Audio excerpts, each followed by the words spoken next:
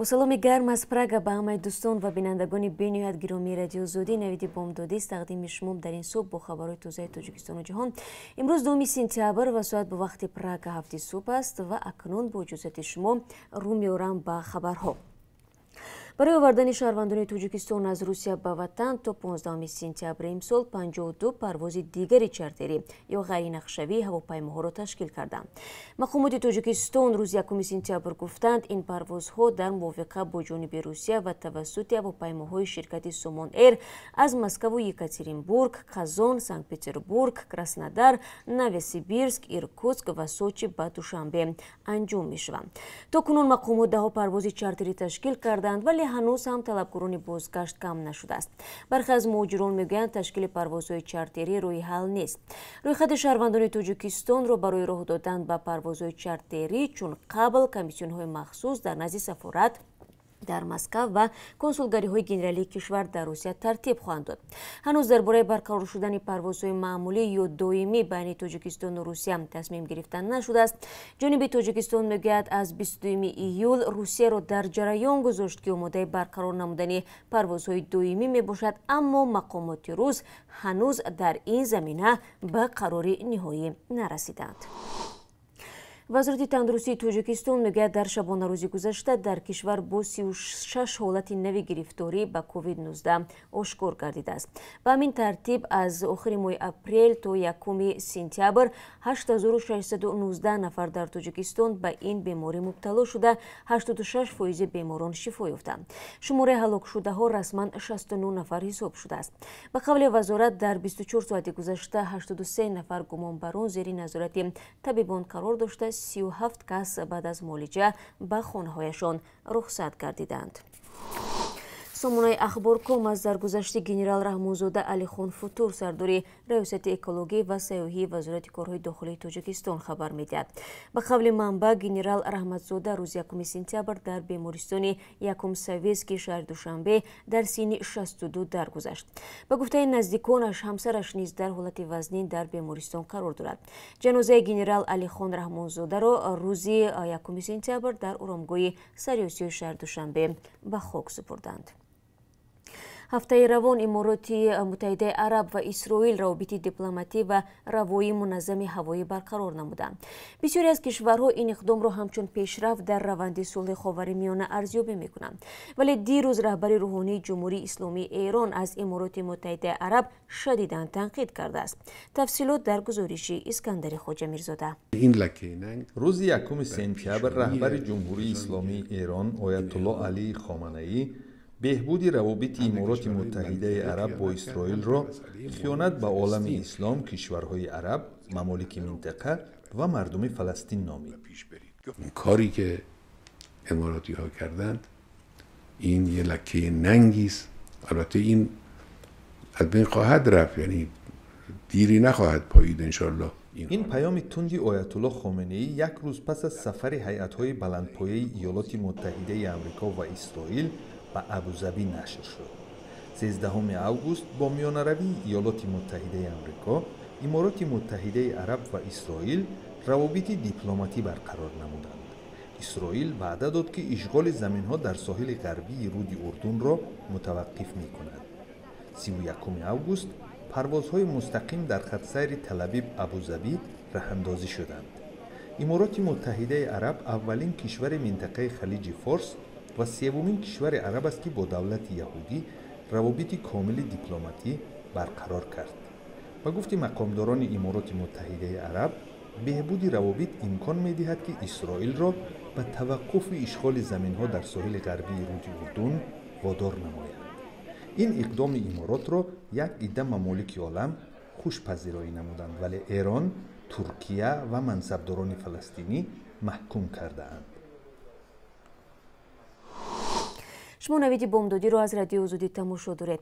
روز 1 سپتامبر ازدیام زنان بلاروسی در کوچه‌های مینسک به طور آسایش‌تر راهپیمایی نمودند.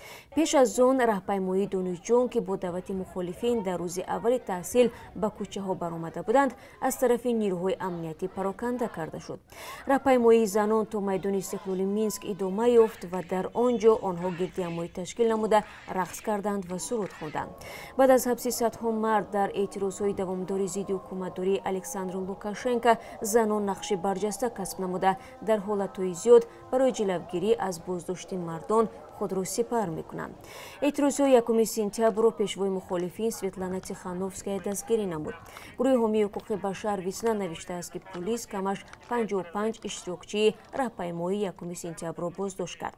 اتحادیه ژورنالیستان بلاروس میگوید 8 خبرنگاری که درباره اعتراضها گزارش میدادند بازداشت شدند. دیروز پایگاه نظامی ارتش افغانستان در شهر گردیز ولایت پکتیا مورد حمله مرگبار طالبان قرار گرفت. اما صرف نظر از آن حکومت بر پایه پیمانی که با طالبان بسته شده است 100 عضو این گروه را از زندانها رها کرد. جزئیات در گزارش نوبتی.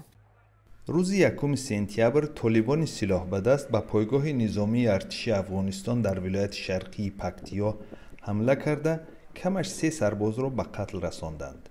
منصبداران افغان میگویند در این حادثه 5 افسر امنیتی مجروح شدند. سخنگوی طالبان مسئولیت حمله را بر دوش گرفت.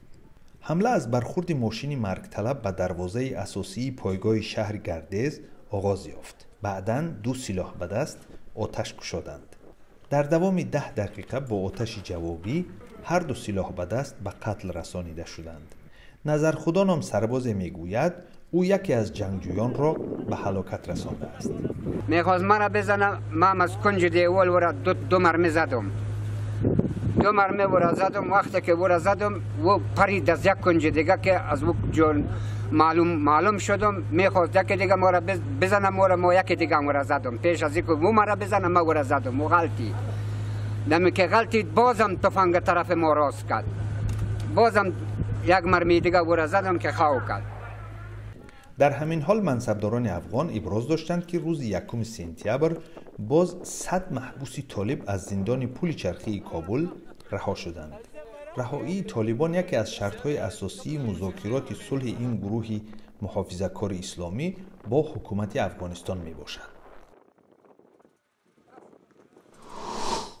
برمیگردیم به خبرهای تاجیکستان. نجات بخشان کمیته حالتهای فوق‌العاده تاجیکستان بعد تقریبا بیش از 2 هفته جستجو جسد گلهوس شامیرزوی و 33 ساله یکی از 4 عضو یک عائله از دهه مشخود نویه عینی را پیدا کردند. آنها هنگام عبور رودخانه اسکندر با زورق خودساخت غرق شدند. حادثه روز 14 آگوست در موضع کرونی سیاه رخ داد. با اطلاع کمیته حالتهای فوق‌العاده زورق از بی احتیاطی چپه شده مرد 61 ساله با کلین 33 ساله و نبیره 2 ساله به کام دریا رفتند. جستجوی 3 نفر باقی مانده تا حال نتیجه نداده است. در شهر روغون خیس بچه 5 ماهه را که در سیمتورها درمانده بود نجات دادند. مدیر شعبه حفظ محیط زیست شهر روغون در صحبت به خبرگزاری خبر گفته است برای نجات دادن خرس بچه مادرش مانع میشد و به نجات دهندگان حمله میکرد. از این سبب زیاده از 15 نفر ساکنان و کارمندان شعبه را برای تامین امنیت نجات دهندگان در اطراف خرس بچه نوبتدار ماندند. یک گروه دیگر جانور را از سیمخوارها آزاد نموده به نزد مادرش به جنگل روان کرده است. شبکه اجتماعی فیسبوک میگوید ماه گذشته 3 گروهی را که در روسیه، پاکستان و ایالات متحده آمریکا فعال بودند بست، زیرا آنها فیسبوک را برای افزایش نفوذشان استفاده می‌بردند. روز 1 سپتامبر ماموریت فیسبوک گفت یک شبکه خردی را در روسیه بست که در آن 13 عضو داشت و با اینترنت ریسرچ ایجنسی یا خود آژانسی پژوهش اینترنت ربط داشت. در سال 2019 مفتش مخصوص آمریکا رابرت میولر در پی تحقیقات 2 سالش گفت آژانسی یاد شده در روسیه با نام فرمای ترول ها معروف بوده به واسطه تقلب کوشش کرده بود در انتخابات سال 2016 در ایالات متحده آمریکا دخالت کند. و دسته منتخب ملی فوتبال تاجیکستان روز 1 سپتامبر برای بازی دوستانه با منتخب ازبکستان به تاشکند سفر کرد. و بینندگان عزیز برای شما از کل به اسعار خارجی معلومات میدیم که از طرف بانک ملی چنین تعیین شده است. $1 10 سومونی و 31 درم، 1 یورو 12 سومونی و 37 درم ارزش دارد. امروز قرب 1000 روبل روسی 139 سومونی و 80 درم مقرر شده است. بینندگان عزیز برای این ساعت صحبت خود را به پایان میبرم. تشکر از یکایک شما برای با ما بودن. تا ملاقات بعدی 3 ساعت پس در همین جا شما را منتظر خواهم بود. خود را احتیاط کنید. روزی خوب داشته باشید.